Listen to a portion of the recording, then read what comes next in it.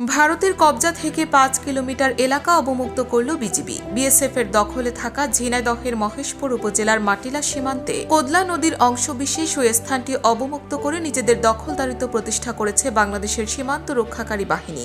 গত ৬ জানুয়ারি সোমবার দুপুরে মাটিলা সীমান্তের কোদলা নদীর পাড়ে এক সংবাদ সম্মেলনে এই তথ্য জানায় মহেশপুর ৫৮ বিজিবি।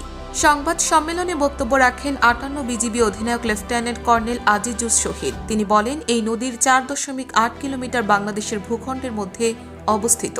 তবে এই যাবৎকালে বাংলাদেশের লোকজন নদীতে কোনো রকম কাজকর্ম করতে পারতেন না। মাছ ধরা কিংবা প্রয়োজনীয় কাজ করতে দিলে বাধা দেওয়া হতো।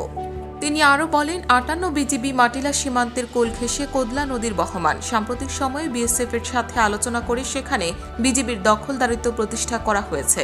এখন থেকে বাংলাদেশের লোকজন নদীর সবকিছু ভোগ দখল করতে পারবে। এ সময় আরও উপস্থিত ছিলেন ৫৮ বিজিবির নবাগত অধিনায়ক lieutenant colonel Rafiq, Matila camp commander Moktar Hossain.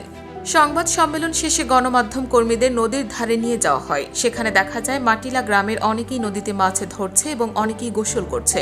Kodla নদীতে বাংলাদেশের দখল প্রতিষ্ঠা হওয়ায় উচ্ছ্বাস প্রকাশ করেছেন স্থানীয়রা।